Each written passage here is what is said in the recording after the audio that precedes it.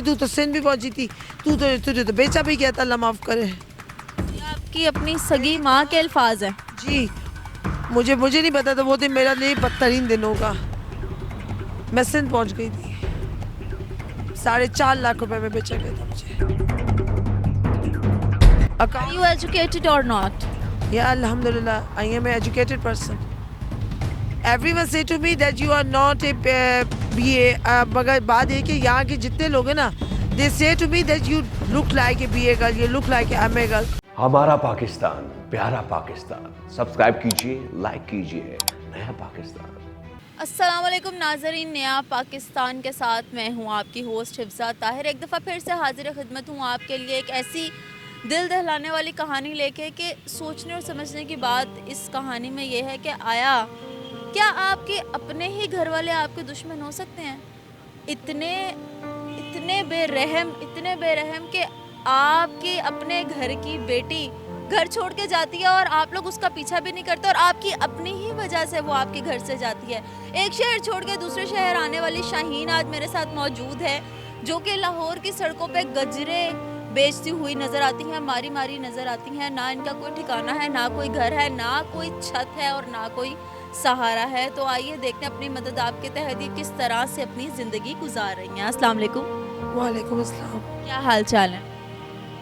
अल्लाह का शुक्र ठीक हूँ, बस तबीयत ठीक नहीं मौसम की वजह से।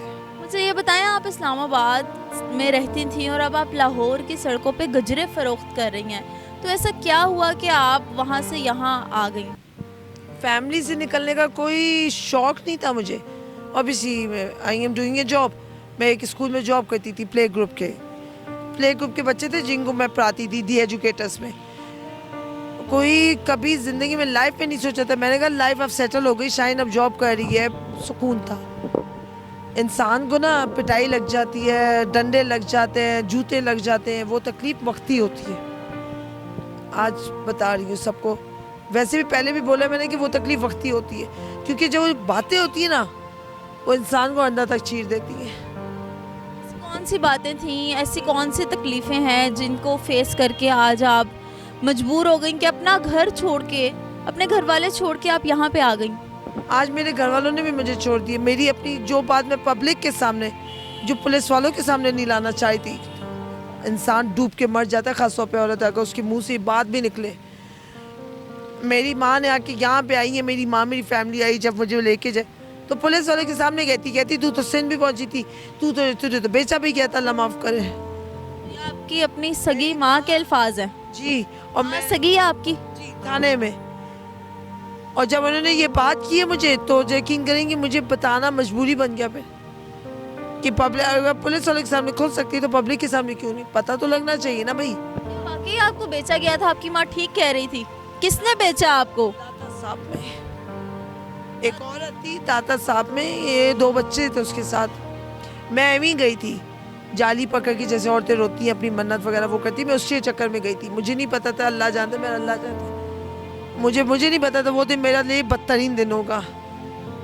मैं सिंध पहुंच गई थी, 4.5 लाख रुपए में बेचा गया था मुझे। किसने बेचा, किसने पकड़ा? क्या आपको मालूम नहीं हुआ कि आपको कोई उठा के लेके जा रहा है? आप इतनी छोटी थी, मैच्योर थी। चोर होके कैसे कोई उठा के लेके जा सकता है? जब आप दरबार पे जाते हो, अगला इतना पागल नहीं है, अगला इतना बेवकूफ़ नहीं है, मगर जब आप दरबार पे जाते हो ना, तो औरतें आपके पास आती है ना मन्नत वो करके, तो फिर औरतें उनको सबको दे रही होती हैं। वो गलती हो गई मुझसे, उसमें नशावर चीज़ मिलाई हुई थी और मैं नशे में डुलते डुलते सारे का सफ़र। अच्छा, मुझे ये बताएं कि इस्लामाबाद में आप रहती होती थी, इस्लामाबाद के लोगों का लाइफस्टाइल तो यहाँ के लोगों से बहुत मुख्तलिफ है, बहुत पुरसकून है। वहाँ में और यहाँ में, वहाँ आप एक शान और शौकत की ज़िंदगी गुजार रही थी और यहाँ आके आप मेहनत मजदूरी कर रही हैं सड़कों पे, तो क्या कैसी लाइफ जा रही है अब? द लाइफ, अगर मैं एक बात कहूँ कि अगर आप ज़िंदगी को मुश्किल करो समझोगे ना, तो वो जो मुश्किल ही लगेगी। हर काम को अल्लाह पे छोड़ दो, ठीक है ना? हर परेशानी, हर दुख, हर तकलीफ को अल्लाह पे छोड़ दो बस। आपके घर में कितने लोग हैं? मेरे 4 अपने भाई हैं और मेरे 2 सौतेले भाई हैं। 4 अपने भाई, 2 सौतेले, मतलब आपकी सेकंड मदर हैं जिन्होंने आपको घर से निकाला है? जी, मेरी मम्मा सेकंड है। मम्मा सेकंड है, उन्होंने कभी दोबारा आके पूछा? पूछे ना मीडिया के सामने आके, मुझे कहती तुम मीडिया के सामने मेरे बेटों को जलील करी। मैंने कहा कौन सा जलील किया है, कौन सी बातें की हैं? जब यहाँ से जब ये लोग लेने जा रहे थे, मैं वापस वहाँ से, मतलब मुझे हिनाई थी, एक न्यूज़ वाली है, मीडिया की हैं, वो उन्होंने मुझे कहा, कहती शाहीन अगर ये लोग नहीं मान रहे, अगर ये कह रहे हैं कि तुझे हम जेल में डाल देंगे, तो तुम बेस्ट है कि तू यहाँ से जैसे तैसे करके निकल। मैं निकली हूँ तो जना ये लोग, मैं जब वहाँ से निकली हूँ तो फ़ौरन जाते ही मैंने जब पकड़ती, मैंने कहा मुझे हिना ने कहा है और मैं यहाँ से जा रही थे, जावेद जिसे मैंने फूल दिए, तो मैंने कहा मैं जा रही हूँ। तो मैंने कहा कि जब तक ये मामला वो नहीं हो तो मैंने नहीं आना, मैंने नहीं जाना भाई, मेरे से ज़ोर ज़बरदस्ती चलने वाली भी नहीं है। अच्छा, आपने बताया था कि आपको मारते पीटते भी थे, ये क्या मामला था? वहाँ पे छोटी छोटी गलों पे घर का कोई ना कोई वाकया, खाने के मामले में, खाना जब खाते थे तो उस दौरान कोई ना कोई बात लेके बैठ जाना, बस। और आप वो सारे जुल्म बर्दाश्त करती रही चुप करके? तो घर की जिससे सबसे ज़्यादा मार खाई है, सबसे ज़्यादा अपने घर में। जब आपने डिसीजन लिया कि अब मैं यहाँ से मूव ऑन करती हूँ, मैं लाहौर आती हूँ, तो कैसे आपने सोचा कि मुझे कुछ करना चाहिए? गजरे कैसे आपको मिले, कैसे आपने कारोबार शुरू किया? ये पूरे 1 साल गुजरने के बाद मैं लोगों की बातों में आने वाली बंदी थी। पहले मीठी बातों में लोगों ने लारे लगाना, उम्मीदें दिलाना शुरू कर दी थी मुझे। मैं उन उम्मीदों में ना मीठे अंदाज पे मैं आना शुरू हो गई थी। और आज जाके मैं यकीन करो, मैं नाते वालों के सामने गई थी, सर के सामने गई थी, अंकल के सामने गई थी। मैं कितनी भोली हूँ मैं कि लोगों की लारों उम्मीदों पे बैठी रहती थी, और आज अपने ही बलबूते देखो कि मेरा ID कार्ड भी बन गया। पहले ही सब कुछ सिर्फ और सिर्फ पाना क्या बना, ये गजरे। अच्छा, ये गजरे। लाहौर की सड़कों पर जब आप इस तरह गजरे फरोख्त करती हैं तो किस किस तरह के लोग आपको मिलते हैं? मुझे बदतमीज़ नहीं मिले आज तक, मुझे कभी भी बदतमीज़ कोई इंसान नहीं मिला। मुझे हमेशा फैमिलीज मिलती हैं। एक दिन के कितने पैसे कमा लेती हैं? एक दिन के समझो कि कभी ज़्यादा लग जाए, कभी 1000 तक। 1000 रुपये में आपका खर्चा पूरा हो जाता है? खर्चा अगर इसकी बात की जाए, गजरों की बात की जाए, खर्चा नहीं पूरा होता मुझे। अगर ये 5 है, 10 है सॉरी, मुझे 600 रुपये देने पड़ेंगे।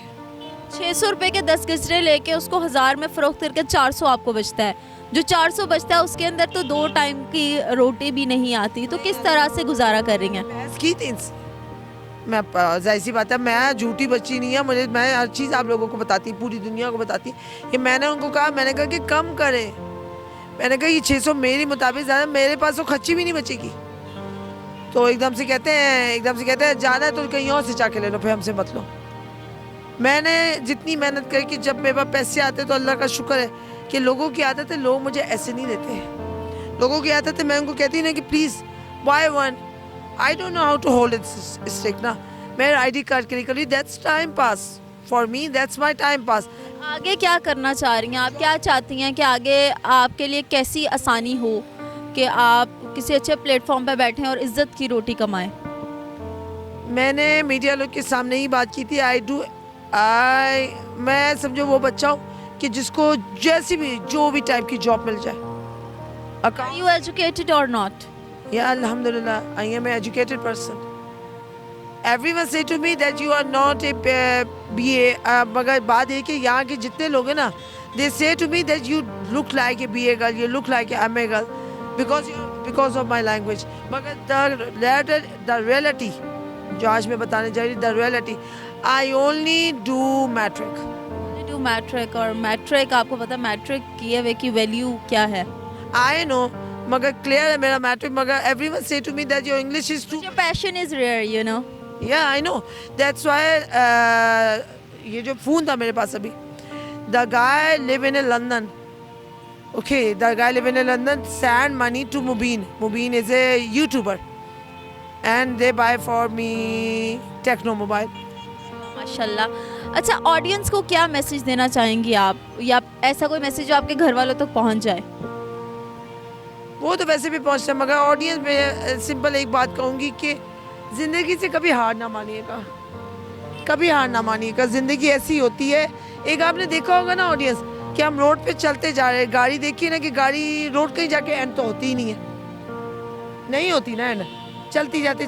इंसान की ज़िंदगी भी ऐसी है, रास्ते में गाड़ी का एक्सीडेंट हो गया तो ठीक है, नहीं हुआ तो वो जिंदा हो जाता बंदा। जिंदा ही रहता है। ऐसे इंसान की मिसाल है।